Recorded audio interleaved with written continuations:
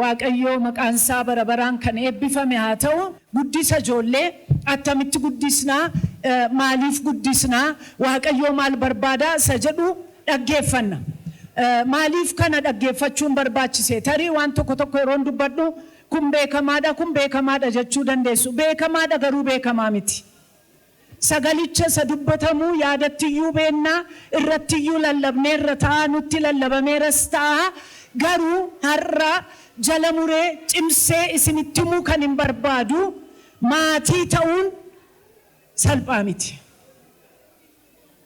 akka gooftaan keenya Yesuus Kiristoos dubbate maal jedhe jaalala kee yoo ta'e xoofoo kana narra dabarseedhe bara amma keessa jirru kana yeroo laallu bara badeef manca'e kana keessatti ijoollee godhachuu yaa waaqayyo narra dabarseetu jennee yerootti filatamu ta'eera jechuudha addunyaan yerootti mancaate wanta ta'eef warri ijoollee isaanii irratti abbaaf haadha ta'uu yeroo dadhaban yeroo ijoollee isaanii irratti mirga dhaban wanta ta'eef dhuguma isinitti himuudhaaf ijoollee warra ta'uun nama nawwisiisu ifa manaa godha garuu dhugaan dubbicha akkasi maatiin baay'een yerootti boo'aa jiranidha ijoollee baay'een diraagiidhaan dhugaatiidhaan pornograafiidhaan wantooti adda addaadhaan hidhaa baay'ee keessa yerootti jiranidha jechuudha ijoollee yoo godhanne immoo kanatti saaxilamu bara jireenya isaanii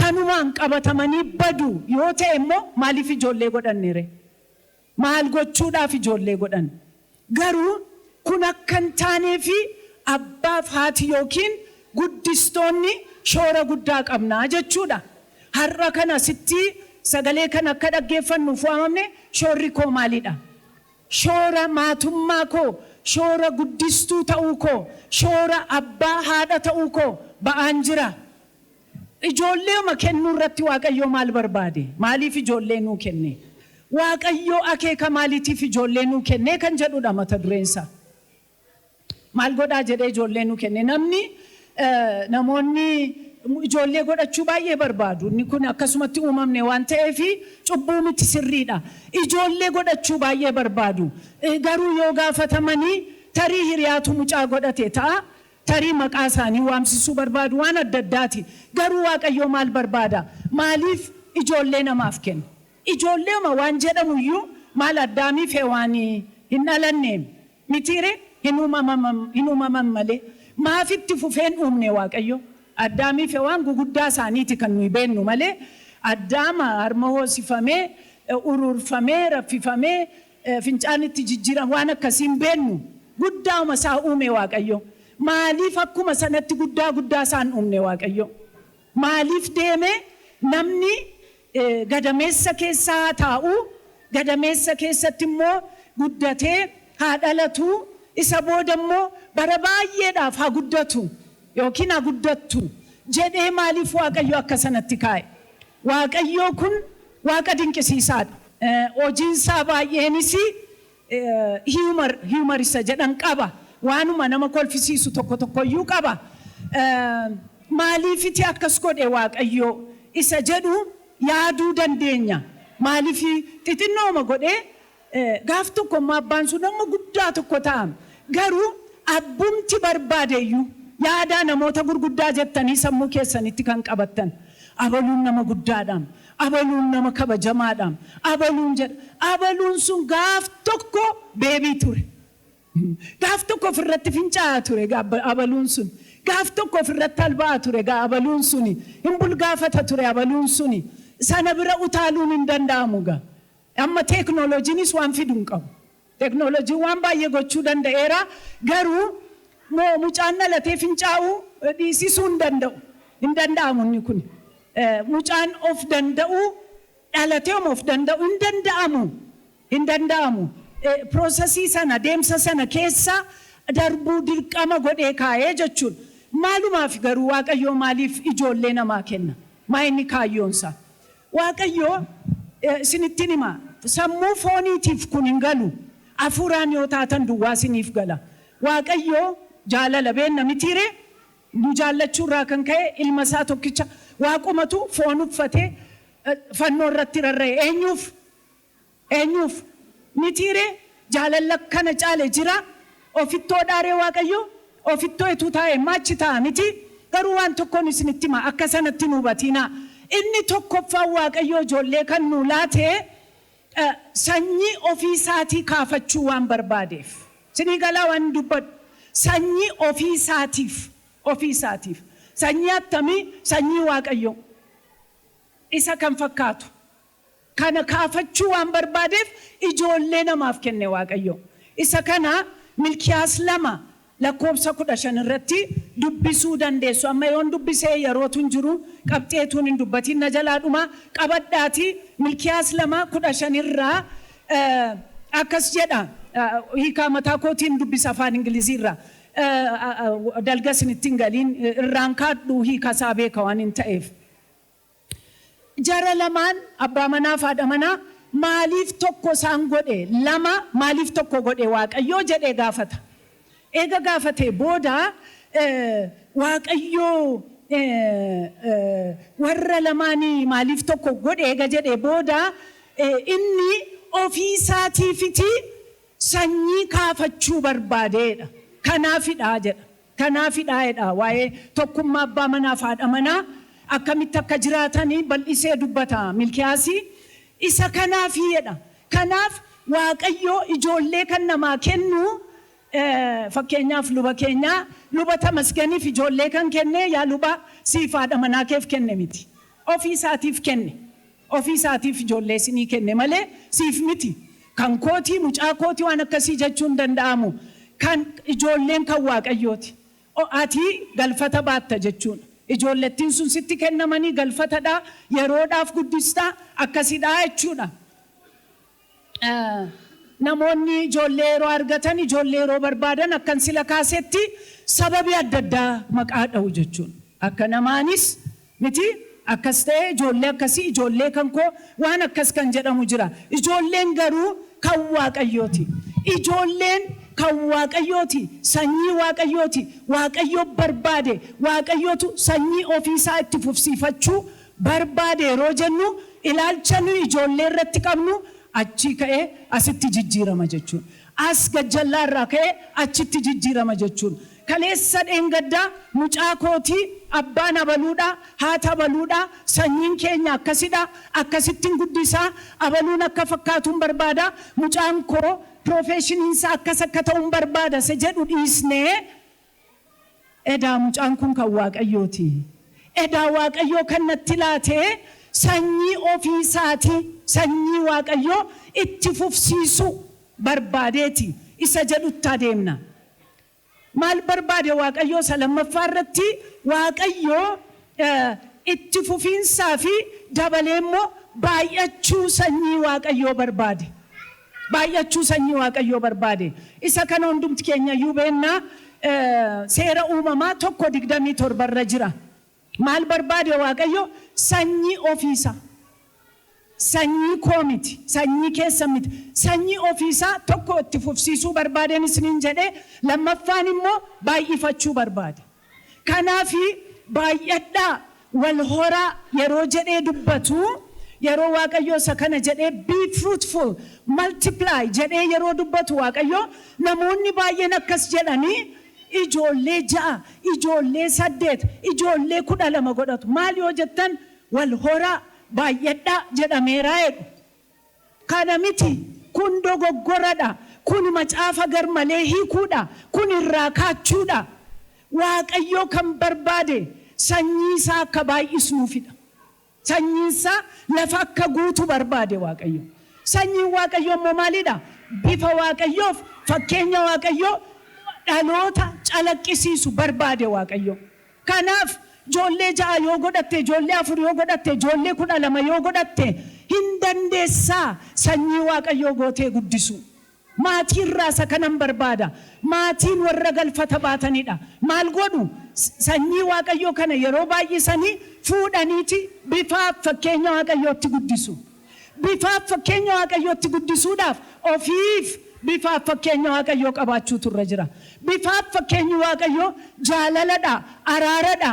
barabaraan jiraachuu akkas jechaa deema sakana baranneerra kanaan guddisuu dandeenya dhaloota waaqayyoof adda ba'e dhaloota qulqullaa'aa ta'e dhaloota wangeela baatee adeemu hin dandeenya ijoollee keenya akkasitti guddisuudhaaf jiraannee jiraachisuu hin dandeenya abbaa faati mucaayetuun godhatiin dura isa kanarratti cimsanii waaqayyoon kadhachuu turre jira namoonni ijoollee isaanii biyya faranjiitti erguudhaaf soomaaf sagada tajaajilaa raajii waamanii kadhatu namoonni mana ijaarrachuudhaaf namoonni amma guyyaa galataa yeroo ta'u waggaa 16 dura raajiin tokko natti dubbatee manan siilaa ela waan akkasii baay'eetu jira namni galeef garuu soomaaf sagada abbaa faati kadhatanii ani sanyii kee baay'isuudhaaf nan ga'a nama ga'eessadhaan nan danda'a jireenyi koo qophaa'aadhaasa kanaaf maaltu adda nu baase yoo calluma jennee ijoollee oomishnee bakka televizyinii duratti intarneetitti maalootti mana barumsaatti iddoo halleetti ganna yoo ta'eef nu warra ta'uudhaaf ga'oo miti jechuun ga'oo kan nu godhu kwaalifaayi kan nu godhu maalidha ofiif bifaaf sanyii waaqayyoo bifaaf fakkeenya waaqayyoo calaqqisiisu yeroo dandeenyu jechuudha isa reflect gochuu dandeenyaani ijoollees bifa sanaan guddisuu dandeenya meeqattan keenyatu isa kanarratti karoorsaa jira guddistoota meeqa abbaa manaaf haadha manaa meeqatu taa'ee attam wayyaa ijoolleen keenya kuni bifaaf fakkeenya waaqayyoo calaqqisaa jiru jedhanii kan waliin mari'atan abbaaf haadha meeqadha sana gochaan jirru yoo ta'e daandii waaqayyoo ala jirra jechuudha kan biraatiif oomishaa jirra bifaaf waan lamatu jira kana beekaa waan hafuuraa keessatti yeroo baay'ee waan sadii waan afur hin jiru waan lamatu jira yookiin waaqayyoof guddisna yookiin mootummaa seexanaaf guddisna giddu galeessi hin jiru waaqayyoon isin barbaadu seexanas nama ta'ee hin jiraadha kan jedhamu jira hin jiru waan akkasii hin jiru yookiin waaqayyoof ijoollee keenya guddisna yookiin seexanaaf guddisna jechuudha yookiin waaqayyoon tajaajilla yookiin seexana tajaajilla yookiin bifaaf fakkeenya waaqayyootiin guddisna yookiin bifaaf fakkeenya seexanaatiin ijoollee oomishna jechuudha waaqayyoon nu gargaaru isa kanatti immoo itti gaafatama guddaa qabna tole sababiin ijoollee isa kana jennee asumatti hin dhaabna warri immoo maaliif barbaachisan waaqayyoo wanta warra jedhamu tokko maaliif uume hawaasuma keessatti ijoolleetu fidee hawaasa keessatti guddise yookiin immoo ijoolleen of danda'anii akkuma sila jennee akka guddatan yoo godhe maaliif maatii abbaa manaa fi haadha manaa wanta jedhaman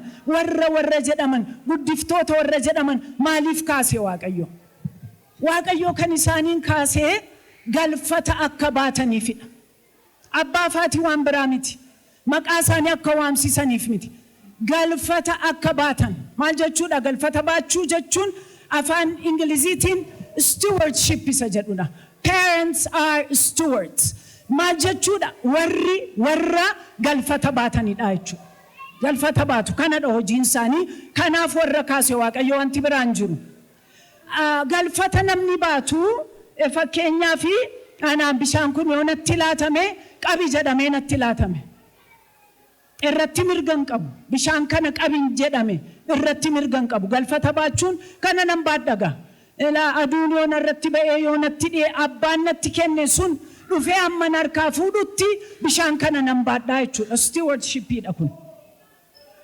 akkuma kanatti ijoollee nutti laate maaliif isaan kan saati kan keenya miti ijoolleen kan waaqayyooti nummoo galfata baattootadha kanaaf isa kana nutti laate faarfannaa 24 tokkorraa akkas jedha lafichi wanti laficha guute hundinuu kan waaqayyooti biyyi lafaaf warri isa keessa jiraatan kan saatiidha hundi kan eenyuuti kan waaqayyooti ijoolleen keenya kan eenyuuti kan waaqayyooti nu galfata baattootadha akkasitti of hubachuun nurra jira yaa maatii nutti kennaman ijoolleen maqaa isaanii dhaatii warra natti kennite kana jedha kan keessan miti isaan kan waaqayyooti galfata baattootadha sin stewardidha jechuudha jedha dhaala waaqayyoo nuuf laateedha isaan nuyi galfata baattuu waaqayyoo eega taane waaqayyoo abbaaf lubbuu warra galfata godhanii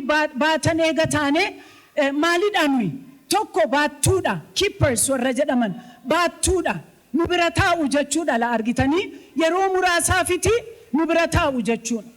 Inni kan bira guddiftuudha nuyi maal goona hin guddisne bakka isaan dhalatanirraa bakka itti Waaqayyoo barbaadetti geggeessina jechuudha.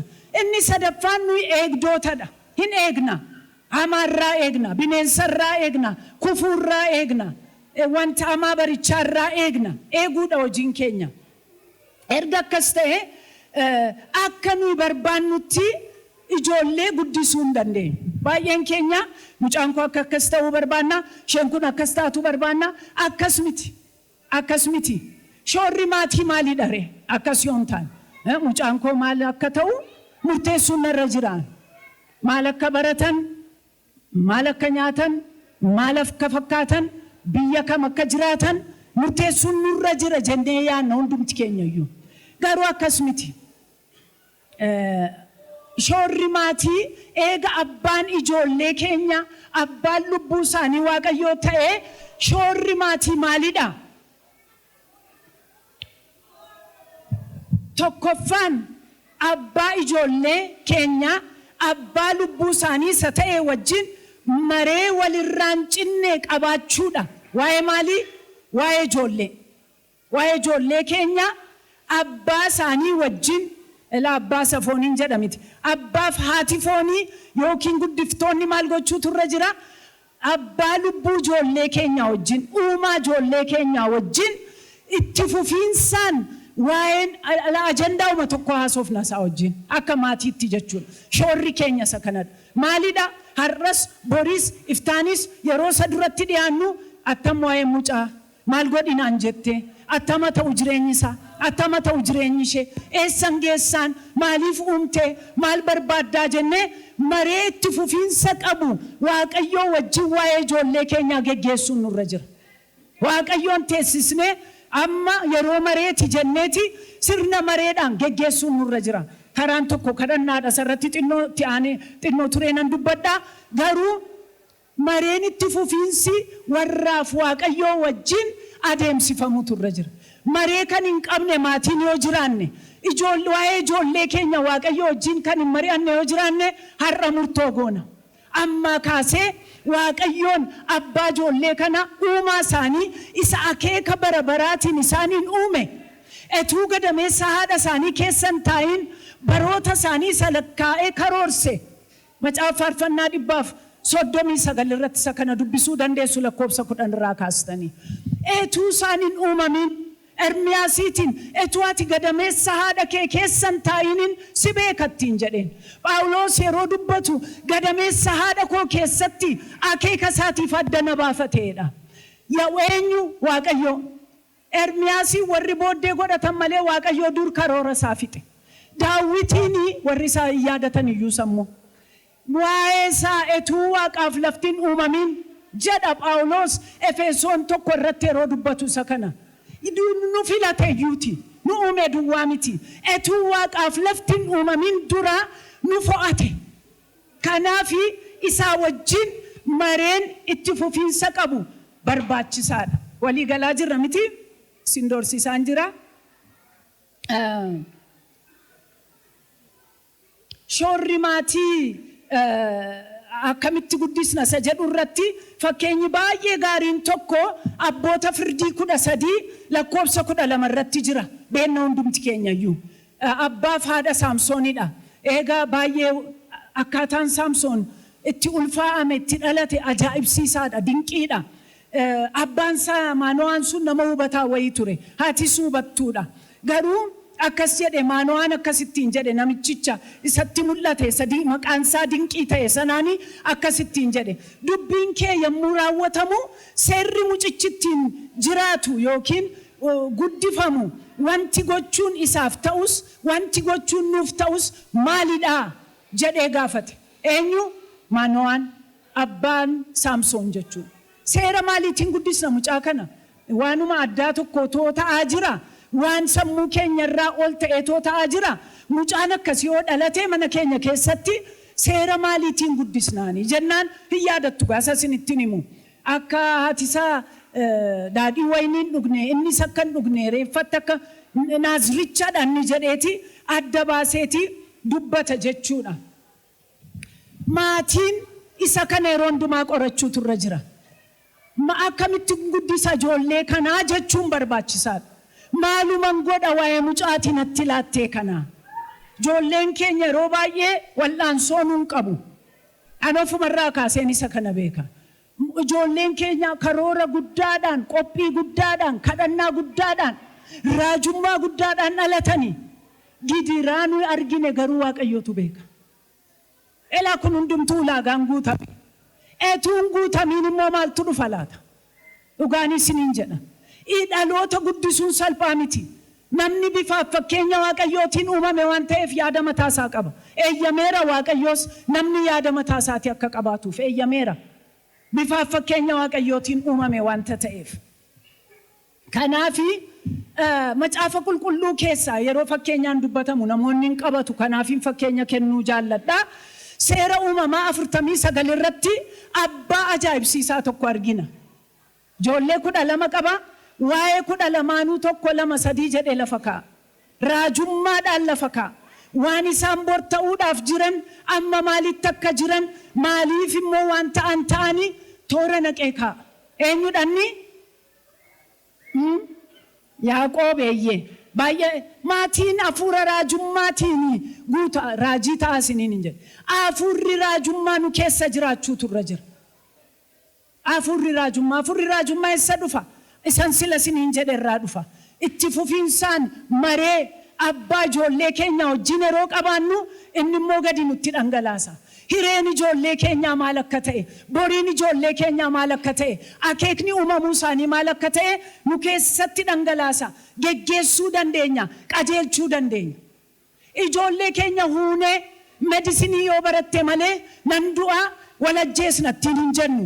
Kun yeroo baay'ee jira kanaafin isiniin jedhe. Dandeettii qabda baradhu jedhanii ijoollee abbaan tokko akkas jedhe. Maaliif mucaa medisinii abaratu jettee rakkistaa jennaan? Mucaan medisinii barsiifachuu jechuun jedhe doozarii tokko bitachuu jechuudha. Doozarii amma yoo qabaattanii kireessitanii anoon beeku amma gatii isaa garuu gara miliyoonii siqne ji'a ji'aanii jechuudha. Yeroon akkas jedhetti tarii miliyoonii walakkaa ture.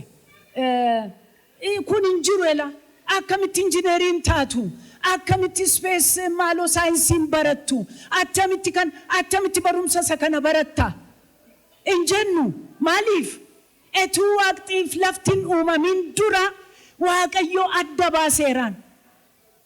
baasee kaa'eera. Maaf akka uumaman akeeka qabu kaayyootti uumaman qabu. Isin inni adda nuu baanaan gara Waaqayyoo isaan barbaadetti geessina jechuudha.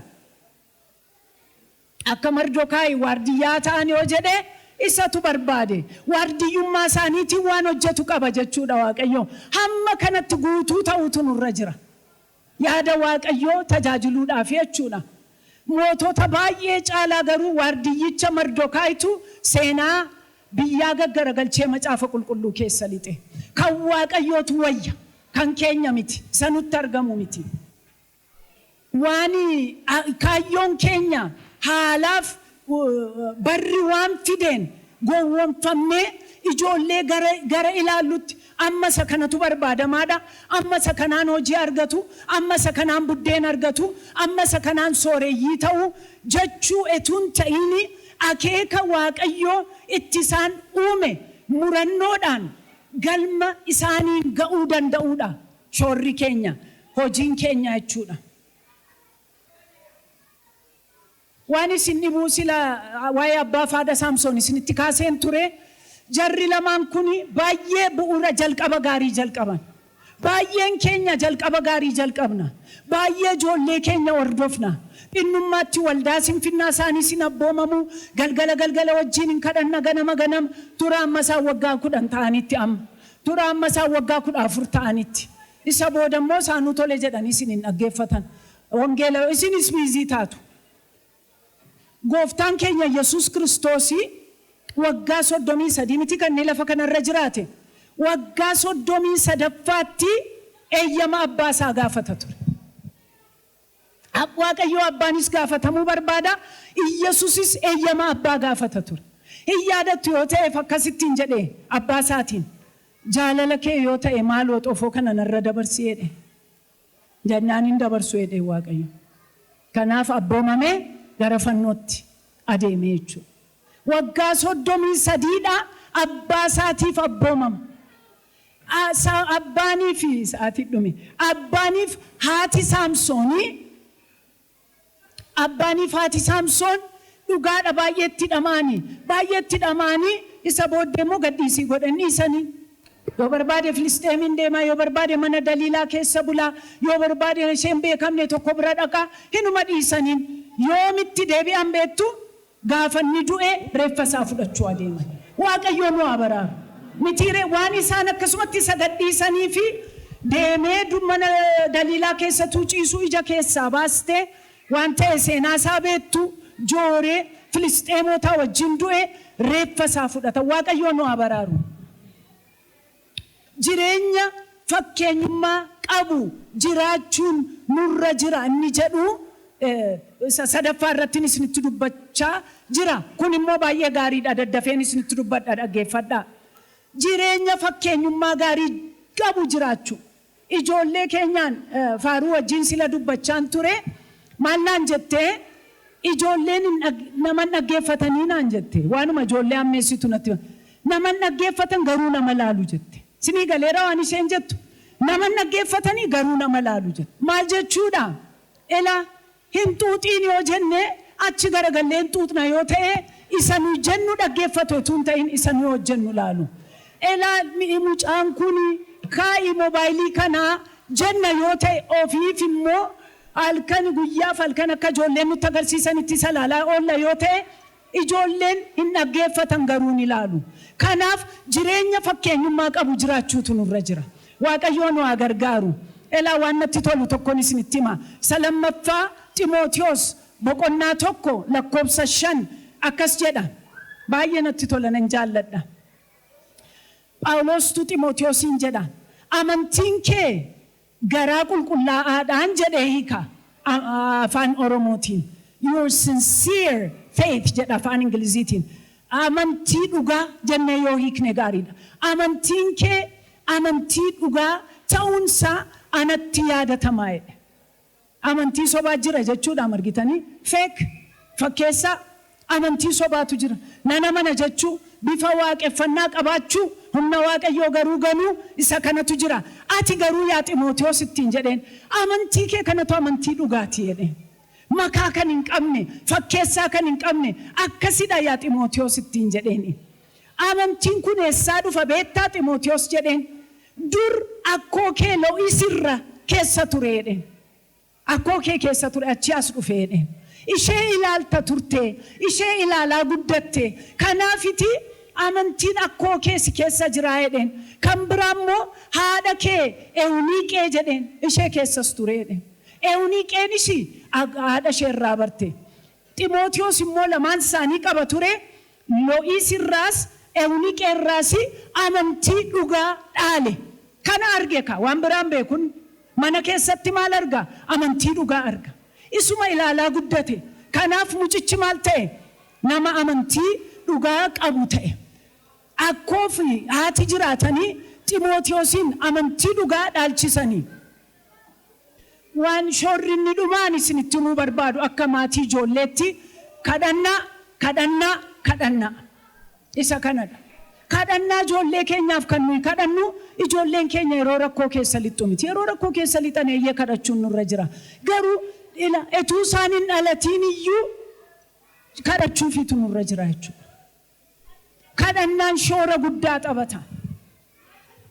Waaqayyo waa'ee Haannaan xinnoo isinitti mee ittiin xumura. Haannaan baay'ee galaaf ture waan kun waan inni amma dubbadhu baay'ee galaaf ture. Kanaaf abbaa galfataa sanatti Saamu'eeliin hin dheetuu mucaan hin dhalatiin etuu ulfaa'amiin etuu abdiin isaan jiraatiin Haannaani kadhannaa akka abiddaa kadhatti turte. Hinuma kadhatti hamma namatti dalgagaluutti kadhatti turte isheen. yeroo namni nyaatu yeroo namni dhugu isheen iddoo aarsaa dhaabbatti jechuudha. Hamma namatti dalgagalu gaaf tokko nama kadhachiifachuun rakkoo hin qabu. Anuu nan kadhachiifadha. Garuu waaqayyootti simaa baloodhaan hin dubbannu. Karaa balumee jedhimee hangafa lubaa bira dhaquun nurra hin jiru. Mitiire nuyi karaa Kiristoos Yesuus golgaan sun tarsa'ee iddoo qulqullaa'aatti seenuudhaaf Yesuus Kiristoos hojii isaa nuu xumureera. Kallattiidhaan waaqayyootti dhiyaachuu dandeenya. Kanaafi kadhannaan baay'ee barbaachisaadha. Abbootiin kadhachuun barbaachisaadha. Haadholiin kadhachuun barbaachisaadha. Nama tokkotu waldaa keenya keessa reefuu yeroo waldaan kun dhaabbattee jechuudha. Achi barandaa mammaa irratti namoonni kadhatu. Ennaan hin jilbeenfannaa ennaan dubartii malee dhiirri hin jilbeenfatu jedhe. Abbootiin akkasii addan jirtu yoo taatanii heeksii guddaadha. Abbootiin hin kadhatu. Fakkeenyummaa qabaachuu, jireenya kadhannaa qabaachuu, waan baay'ee kadhattuu fi mucaa dinqii tokko godhatte. Mucaa Saamu'eel jedhamu. Saamu'eelin godhatteeti mucaa waaqayyoo garaasaatti dhangalaafatu tokko. Daa'imadha yaadattu mitiire? Dhufee Saamu'eel waaqayyoon beekun. Waaqayyoo garuu maal godhe beektu garaasaatti dhangalaafate. Saamu'eel angaddeeraatti hin jedheen. Angaddeera waan ijoolleen Eelii hojjetanii Eeliin soomaa tarkaanfii fudhachaa hin jiru. Angaddaan jiraa jedhe waaqayyoon barbaadas akkasii beektu. Phaawulos akkas jedha gidiraasaatti hirmaachuu akka hin danda'uuf. Waaqayyoo maal qaba? Gidiraa qaba. Waaqayyoo mataansa jaallatee kan ofitti fuudhe. Kanaafi gidiraasaatti akka hirmaannu hin barbaada. Nu duwwaan akka akkas ta'eme waaqayyoo akkas ta'etu hin ta'in ati immoo akkam waaqayyoo akkatti hin jennu hin barbaada waaqayyoo. Ati immoo attam jirtaa? Akkam waa'een kee kun waaqayyoo gammadaa moo gaddaa jirta akkatti hin jedhamu hin barbaada waaqayyoo. Kanaafi mucaa akkasii tokko deesseef dubartiin kadhattu suni jechuudha waaqayyootiif. Ittiin jettee jennaan waaqayyoo itti himate. Aadeera Eeliitti himachuu hin danda'u Eeliin isan dhaga'u. Warri sun immoo maraatuu qara. Eenyu Finehaasiif Hofniin maraattoota safuu hin qabne waaqayyoon hin sodaanne dhaloota akkasii haati isaanii deessee abbaan isaanii walii wajjin guddisanii jechuudha. Mana qulqullaa'ummaa keessatti xura achillee siqaniin hojjetan. Achillee siqanii xurooyin hojjetan. Asuma keessa dhaabbatanii hojjetu. Nu lubadha jecha saanduqa kakuu isa kana tuttuqaatii waan garaa isaanii hojjetu jechuudha. Kanaafi caba waaqayyoo duukaa kan cabu mucaa akkasii deesse humna kadhannaatiin. Dubbiin afaan isaa lafan bu'u ture jedha wangeelli waa'ee isaa. Mucaa akkasii deesse. Firdii qajeelaa sabichaaf laatee biyya kan boqochiise. Waan isin dhibummoo akkuma haadha isaa afuurri kadhannaa isa keessa kan ture jechuudha. Hin yaadattu. Sabichi maaloo nu kadhadhu ennaan isiniif kadhachuu dhiisuudhaan waaqayyoon yakkuu waaqayyoon haa oolchuu jedhe. Isin dhibaa iddoo waaqayyoo Saamu'eeliif qabu. Ermiyaas 15 irratti akkas jedhe waaqayyoo waa'ee saba Israa'el. Ani jedhe Musee fi Saamu'eel dhufanii yoo na kadhatan iyyuu hin dhaga'u jedhe. Akka biraatti garagalchine yeroo laallu maal jechuudha? Musee fi Saamu'eel waa kadhannaan waaqayyoo eenyuma tolee jedhee raawwata jechuudha. Mucaa akkasii tokko deesse namni kadhannaa sun. Waan isin dhibu kadhattee namni tokko immoo baay'ee kadhatama mucaa argatutti. Eega argatan booddee immoo eessa? Achiyyuu waldaayyuun dhaabbatanii. Garuu eega mucaan dhalatee boodayyuu waggaatiin hin deemti turte wayyaas baattee ittuma fufe kadhannaan ishee ittuma fufe aarsaa dhiyeessuun ishee kan keenyas itti fufuutu irra jira. Ijoollee keenya kadhannaadhaan nama kadhachiifachuun gaariidha siniin jedheera. Ofiif kadhachuun nurra jira garuu. Ijoollee keenyaaf waaqayyoo maatii waaqayyoon boqochiisan akka Haannaafaa akka Loo'iisfaa akka Eewuniqeefaa akka Maano'eefaa warra waaqayyoon boqochiisan akka Yaaqoobfaa ayyaan akkasii abbootiidhaaf haadholiidhaaf halaatu waaqayyoo sinaa eebbisu.